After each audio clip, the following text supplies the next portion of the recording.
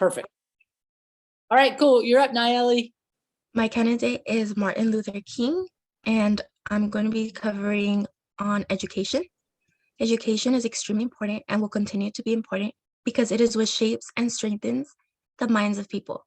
If you believe in education being for everyone, then Martin Luther King is the best choice because he believes everyone deserves a fair chance at education. And the color of your skin or your background should not change anything.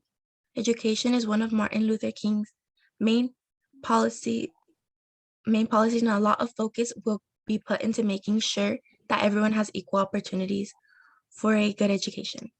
He has experienced hardships himself and wants to be able to provide the opportunities that he didn't have to the people now. His belief is education for all, not just one.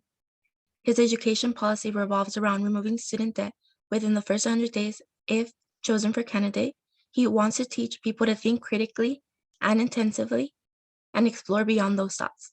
His main goal is to allow people to experience what education is and help them build a stronger mind. An important goal of his, if chosen for candidate, is equally distributing funding for all education institutions, regardless of the size, the location, or the student background. He believes that teaching leadership skills will allow people to create dreams that fit them and help them work towards those dreams and make them a reality. Because he will always stand by love for humans, love for humanity.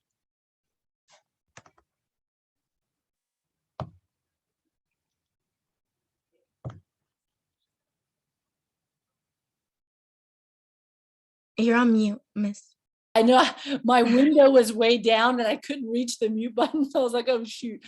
Okay, perfect. Thank you very much. I will send that out when I send the Martin Luther King video out and tell them that it would have been, sliced into that presentation. And I won't send any of these videos out until we get the Harris group done. So as soon as I get those done, then I'll send them out. What everybody should know, I've said this every meeting, but you have a couple of things that'll be due before the end of the semester. One is a processing on the vote for us, how that kind of, happened and, what worked and what didn't work. You might, talk about struggles that you guys had about the practice or the outline or even the actual presentation. And that prompt will be put up next week, and you'll have 2 weeks to put that paper together because it's a 2-page paper. But you definitely want to kind of write down, like, at the moment that you have some thoughts, that way it'll make it easier to write that paper.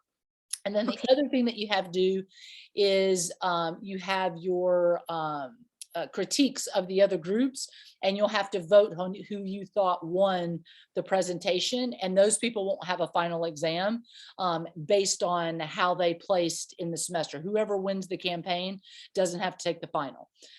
Okay, so any questions, anything that we need to discuss? No. Ethan? Yeah, I have a question. Yeah, go for it. Ethan and Monica, can you put your cell phone number in the chat room just so I can, or text me your number just so I can know how to get in touch with you? Okay, what's your question? For